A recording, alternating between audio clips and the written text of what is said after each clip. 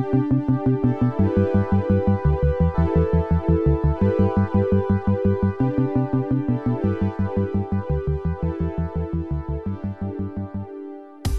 here, this is where we get the samples, we receive the samples.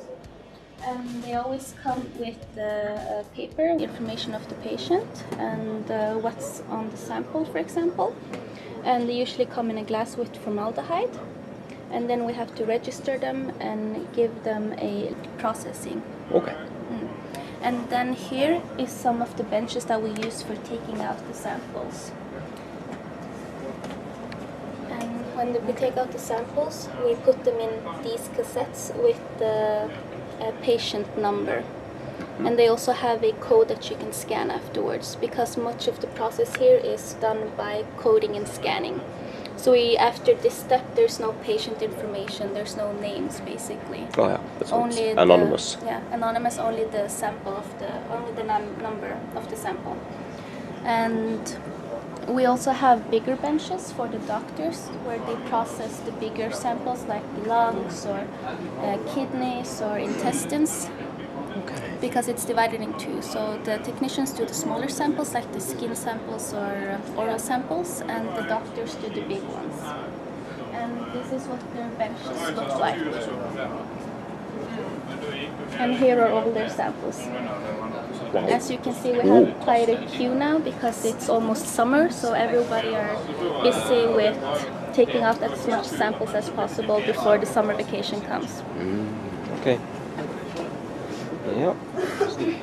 And then when we're done with this step, we have to process them, because when they come in, they're in formaldehyde. But we can't do anything with them in formaldehyde. We have to have them in paraffin so that we can work with them.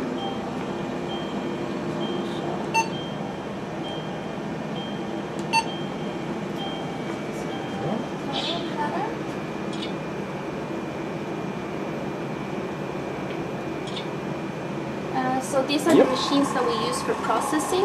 This one is called a VIP. What's it called? VIP? It's called VIP, Tissue Tech VIP. Okay. And this one is called Pelores. So in this machine we have 2 retorts for sample processing, and these only have 1 each. And we can process up to 300 samples or cassettes. And the running time for each process is 14.5 hours. So we put them on the end of the day around 3 o'clock, and then we process them throughout the night. So when we come in the morning at 7 o'clock, they're all done, so then we have to manually embed them or automatically embed them in paraffin. So when that process is done, we have to go either in here with the manual, with the automatic processing. So we put them inside the machine.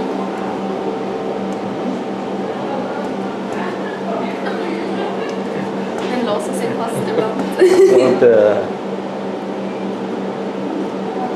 Really? Completely stuck? Yeah. Oh, but it managed? Okay. Sometimes the touchscreen isn't that efficient as you want it to be.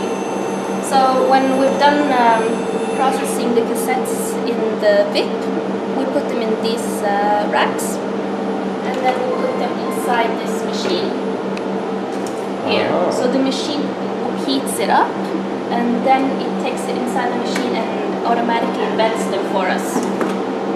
So we can take this out.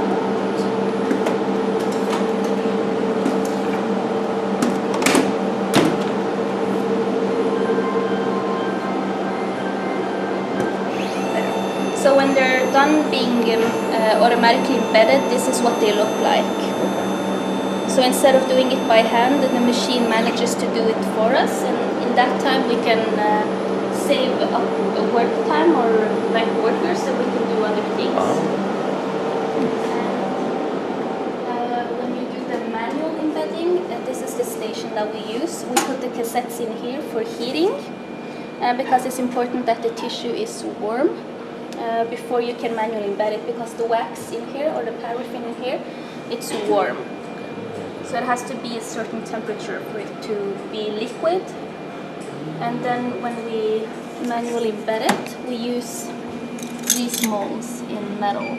So we put the sample in the bottom, and then we add the wax or the paraffin, and then we put the cassette with the sample ID on top. Wow. So it keeps going all the way. So in that way we know what kind of tissue it is, and also how many cassettes there are in one sample, because one patient sample can have like one cassette or up to 50 cassettes depending on how big it is. Oh my god. If you take out an entire breast, it can amount to 80 cassettes sometimes, depending on how difficult it is to localize the cancer or not. Wow, gosh. And like the samples that the technicians take out, it's usually just one cassette per sample. And we have an ice plate where we put the mold on top so that the paraffin can become hard equally, so that the coldness comes up equally through the paraffin. Because if it doesn't freeze at the same rate throughout the paraffin, it can create cracks, which makes it difficult to section afterwards. Ah, yeah. So the wax has to be as smooth as possible when it's frozen.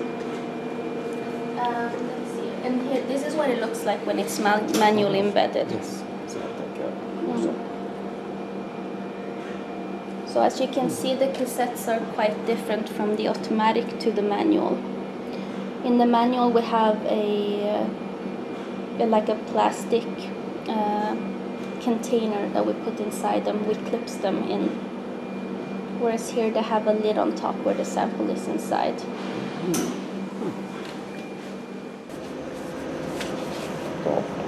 So in here we have processed a very urgent patient sample.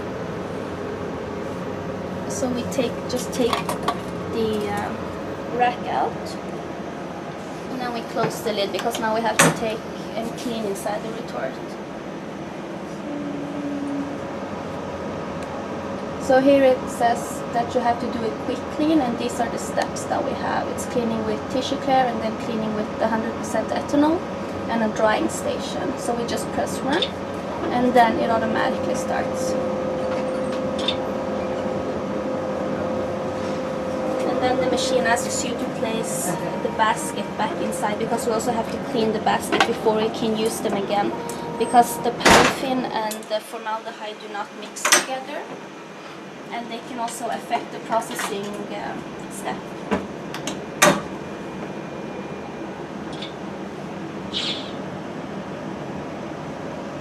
And here it just says how long the cleaning step takes. It's 34 minutes, and we're gonna start it ASAP. So now it's at the first step, which is the tissue clear. So you can see that it's going to take from this container into this retort and clean it. And then when it's done with the tissue care steps, it'll go over to the cleaning ethanol and continue with that. So now that the sample has been processed, we have to manually embed it. And this is a small sample. It's just pieces of pistol biopsy, so they take it with a very thin needle. So for this I need a mold, a very small one.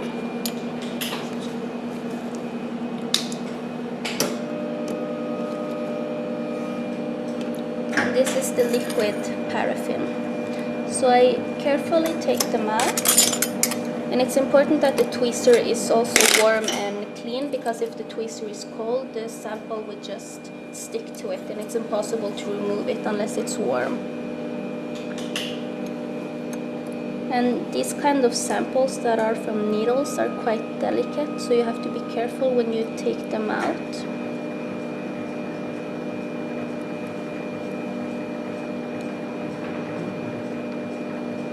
And it's also important to make sure that you take everything that's inside the cassette as well, so that not any sample is lost, especially with so little that we have here.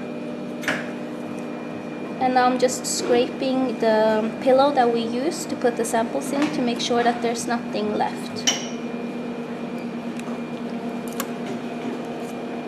And when I'm done, I just break the upper part of the cassette off because we don't need that anymore.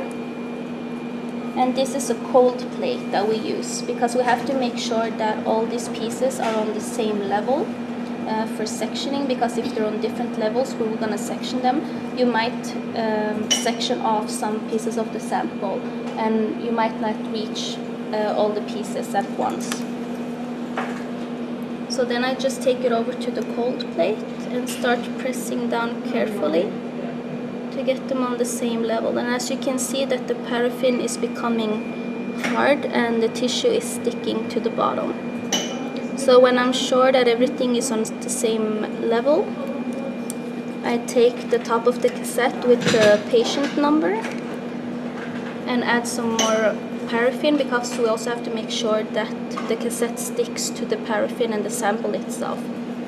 And you just press down while it's on the cold plate and maybe add a little bit more paraffin, and then you put it on to the freezing part. So after maybe 5-10 minutes, all the paraffin will be hard, and then we can take it off the mold. And these are just waste that we don't need to keep anymore, and we keep them in here so that when the person who is doing the coordination with the cassettes, when she has scanned them in at her station, she knows that it's okay and all the sample is there, and then she can empty this. Yes.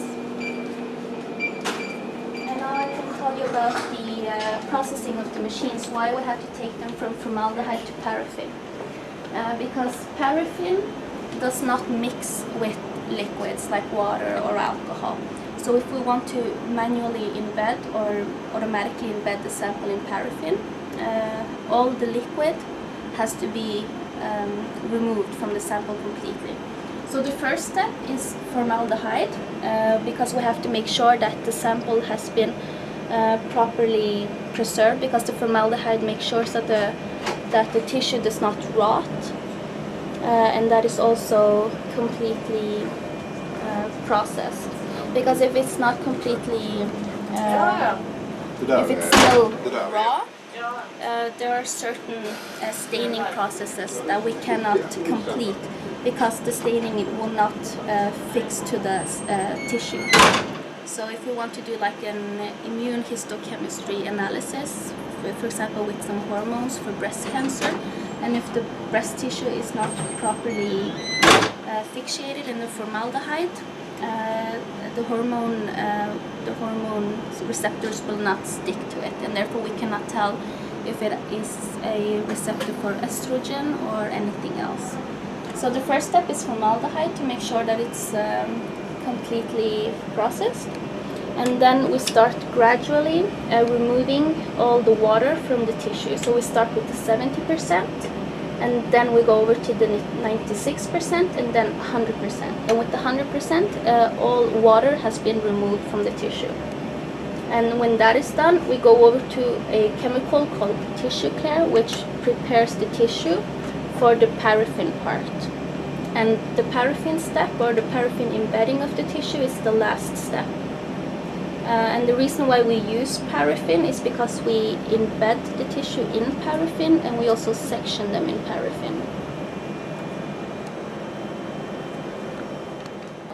So now that the sample has been embedded, the technician is now sectioning the block. But the first thing that she has to do is make sure that she gets to the level where the tissue is by removing the excess paraffin that's on top. And also, since this is the one that's automatically embedded, you also have to cut off the plastic that surrounds the tissue.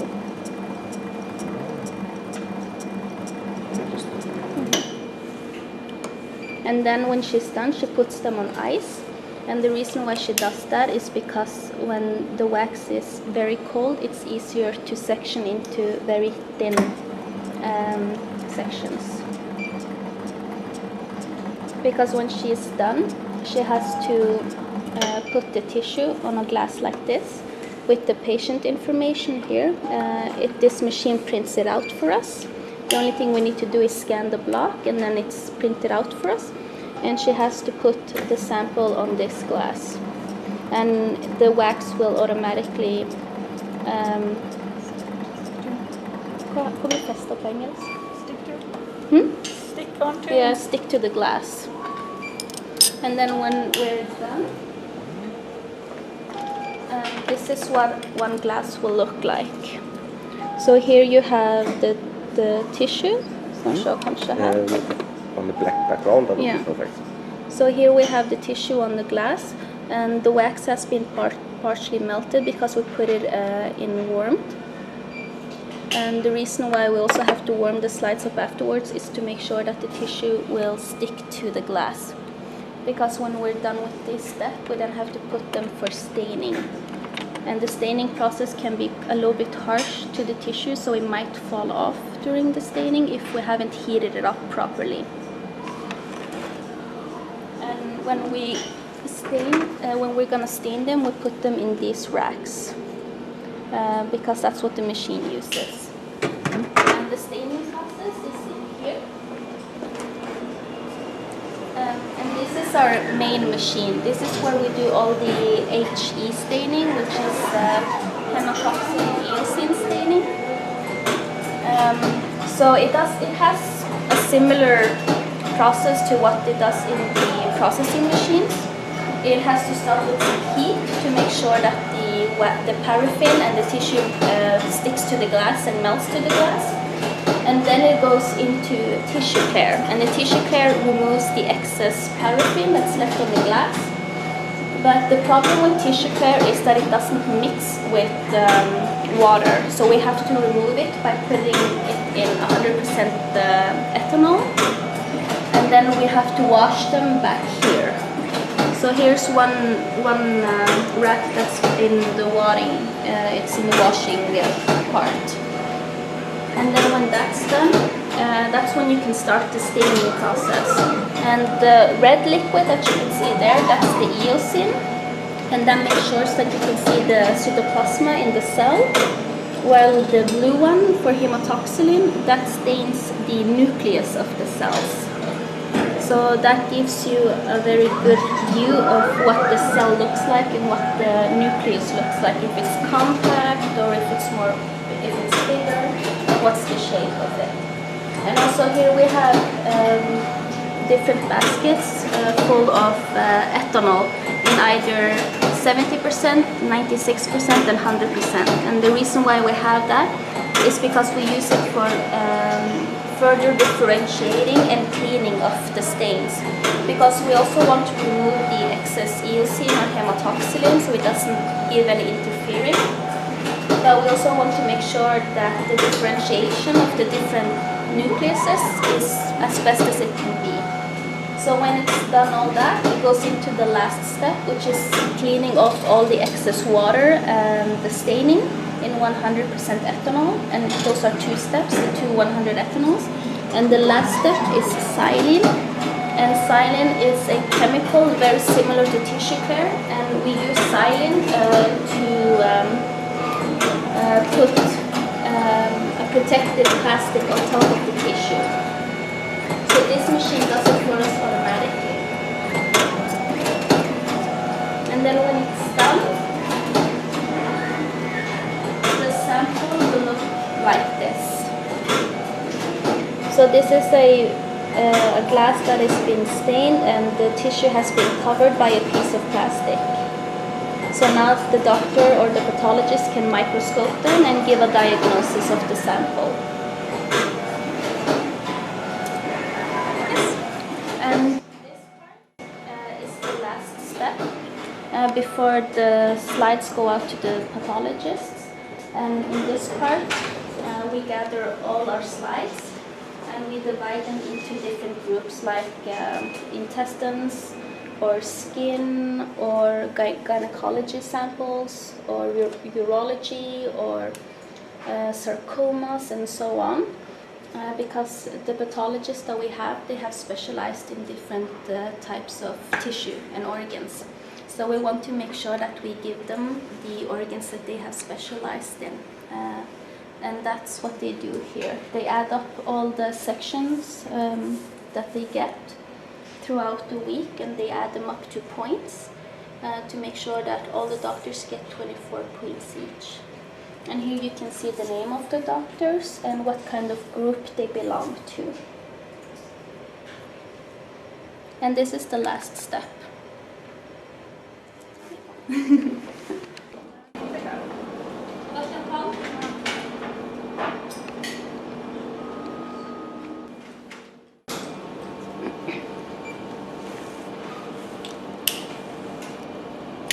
So now after that she has trimmed the block, she's now going to take the section of the cassette. And in this stage we're sectioning it on a 3.5 micromillimeter level, which means that you get one level with the nucleus and the cells. Because if it's too thick, you won't be able to see the nucleuses properly because they'll all be lumped together on several levels and it'll be difficult to differentiate them from one another.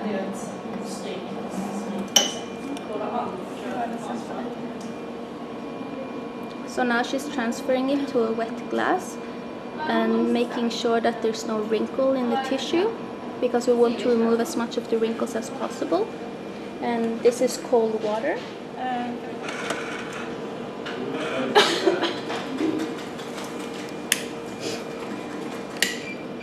This is actually the sample you did now, right? Yeah. So now she's gonna section the sample that we manually embedded.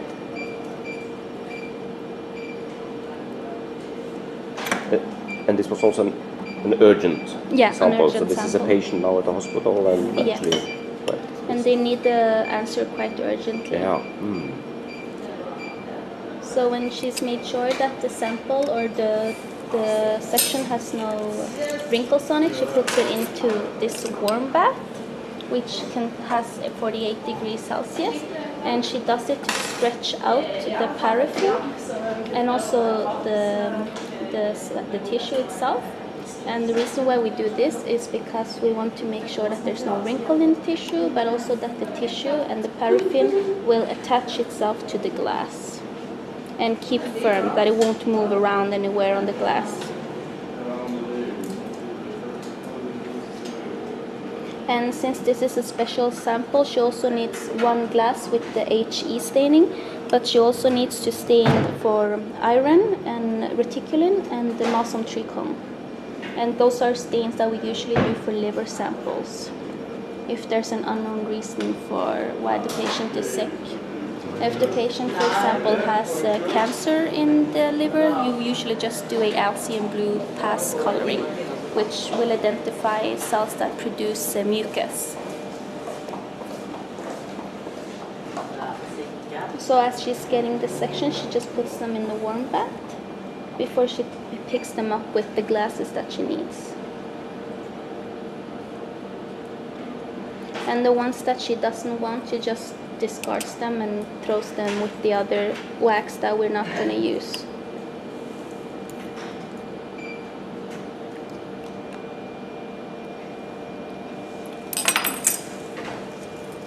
So now that she has the number that she needs, she just picks them up with the glass.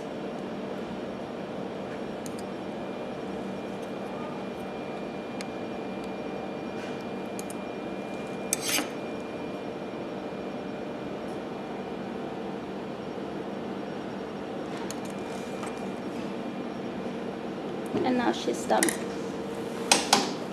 There we are.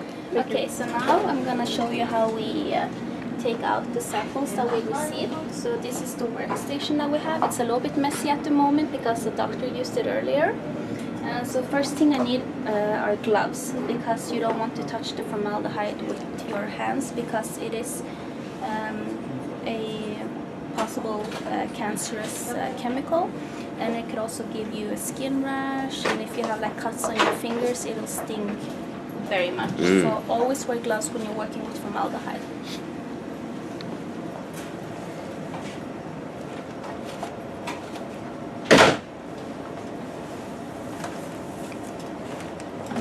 So the gloves that we use are specifically for this purpose.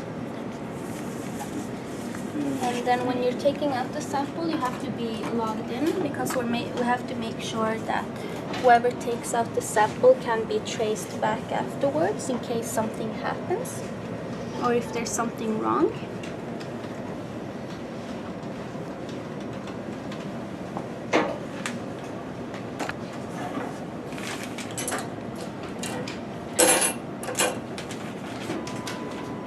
And as I'm logging in, I just prepare the first sample.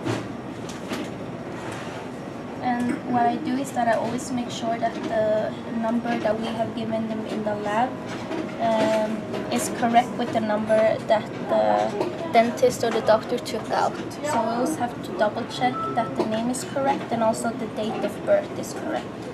And we also have to make sure that the cassette that we print out also has the same lab number. So in that case, we avoid samples being mixed up, because in cases that can be quite disastrous for the patients involved. And the program that we use to take out the samples is called the Unilab. So all the information on the patient is stored here.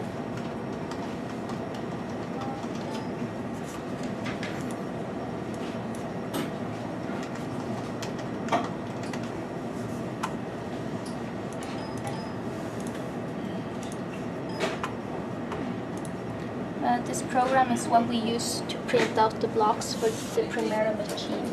But in this case, I don't need it because I already have my cassettes. So when we take out the samples, we use the window called macroscopy. And then I have to scan in the barcode that I have. And then I just double check that the patient name is correct all the way.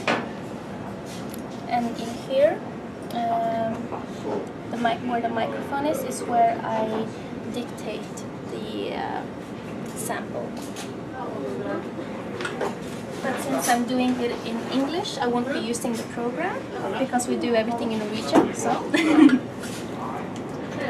by reading the information that we got, it says that it's a piece of tissue and it's 3 × 4 millimeters, and it's on the inside of the right cheek of the patient, and they might think that it's a polyp.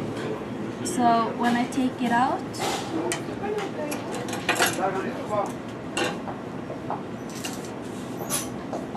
I make sure that I can tell how many samples are in here, and it's just 1.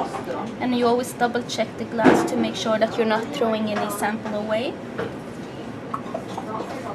And then I just like to dry it up a little to make it easier to observe the tissue. So as you can see here, it's quite white and it's a little bit round in shape, and when I turn it around, you can see what is the subcutaneous tissue. And the top here is the mucosa. And the reason why I can identify it so easily is by looking at the side of the sample. The mucosa is always a very thin piece of, a thin layer. And as you can see here, you can see the white layer, and you can see a little bit like whitish yellow layer. And the smooth white layer, that's the mucosa, and everything underneath is the subcutaneous tissue. So that's usually how I identify it, by finding the thin mucosa compared to the more rough subcutaneous tissue. So when I have localized it, I measure it. And I also describe it. So this one is 6 × 6 × 3 millimeters. I'm just gonna write that down. And when I'm describing it, I'll describe it as a polypous piece of tissue. Where I can see the mucosa and it's white in color. And then, since the piece is 6 × 6 × 3, it's not so big, so then I can divide it in 2. If it was bigger, I might have to divide it in 3 or 4 pieces. So when that's done, I'm just gonna get a scalpel. we don't have any scalpel, so I'll just use a bigger knife.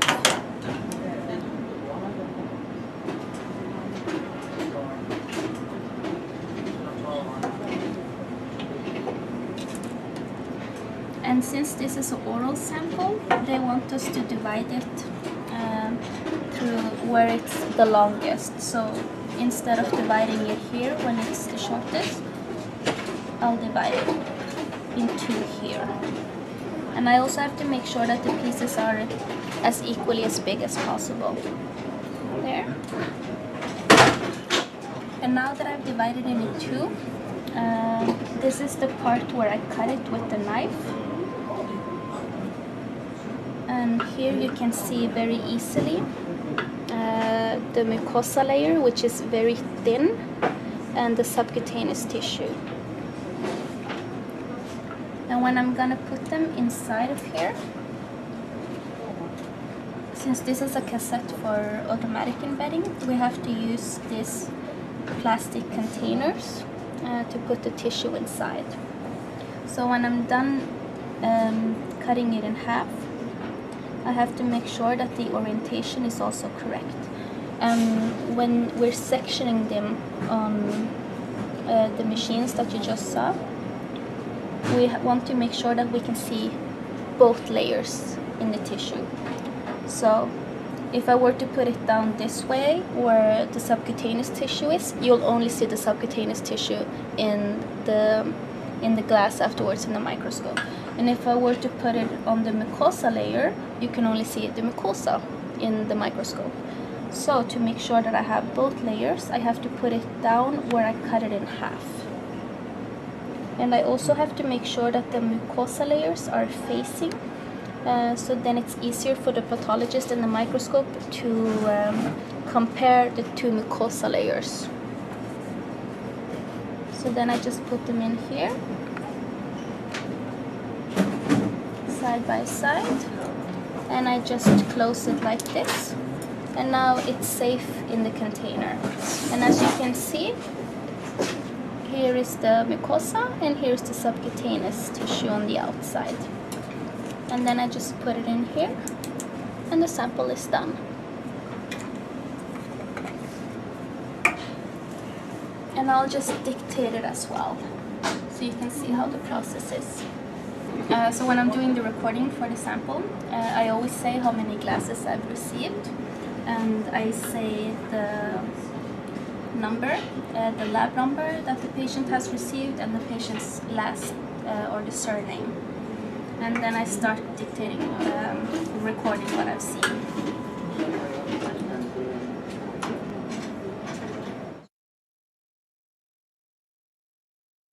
Ärteglass innehåller vävsbit, slimhinna, vit overflate, måler 6x6 x 3 mm, 2-deles blockar, tack. So what I'm saying is that I'm reading up the measurements and how the sample looks like, especially the mucosa layer, that it's white in color. And I'm also saying that I'm gonna cut it in half and put it in one cassette. So when you follow the sample throughout the lab, you know exactly what I did, and also that there's no sample left and that everything is taken out. And then I just put it in here, which is formaldehyde. And then I'll take them, then I have to save the recording, of course. We have some lovely ladies that are secretaries who do the writing for us when we have to record it. And then the next sample, it's the same thing. I make sure that the sticker that we put on here in the lab also matches the sticker that the doctor put on. And also that the cassette has the correct lab number. And here it says that it's soft tissue from the right side of the tongue. And it says that the mucosa has become thicker and white in color, and the dentist wants to know if there's hyperplasia because of irritation. So then I'll just open the sample and take out what I have. And I can see that it's one big sample. You can obviously see that it's from the tongue because you can see the papillaries. And when I turn it around, the tissue is more brown in color, and that's the subcutaneous tissue. So this is the upside of the tongue, what you see when you're sticking your tongue out, and this is what's on the inside when you cut it open. And as you can see, it's also quite white in color. It's not like a pinkish reddish color that the tongue usually is.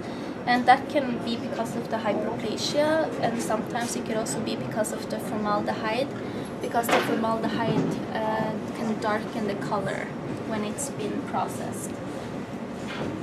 So this is the same thing here. I'll just measure it up.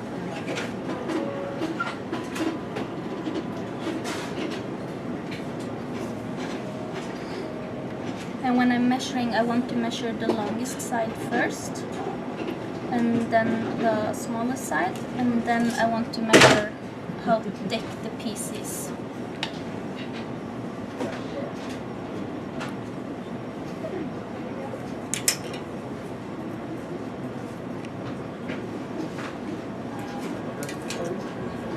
And also you can see that it's not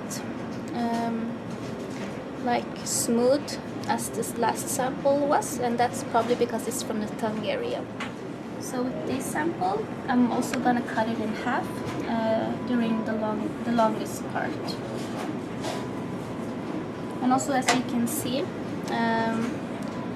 it's been divided slightly in two, and that might be that when the dentist took it out, they might have cut a little bit wrong and decided to take a bigger piece, but it won't affect the sample or the rest of the process in any way.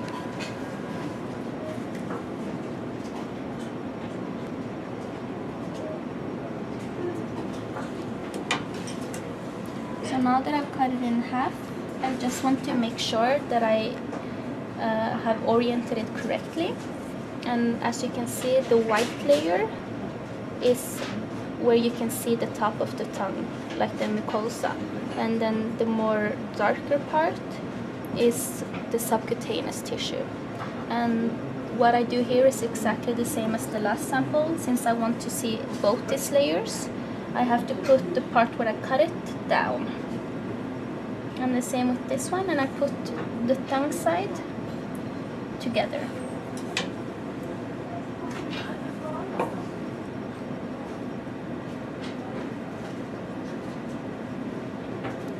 There's not always room for these bigger samples than the smallest one, so I'll just use the medium-sized one.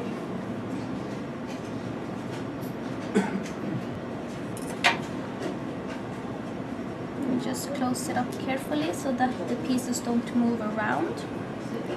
And I also make sure that I press down the lid as carefully as I can, but also making sure that the tissue is on the same level, that there's not one piece of tissue that's not pressed down properly. Because if it's not pressed down properly, we'll have to take it out of this plastic form and we'll have to manually embed it afterwards, and that leads to more work. And then I just put it in the cassette and the sample is done.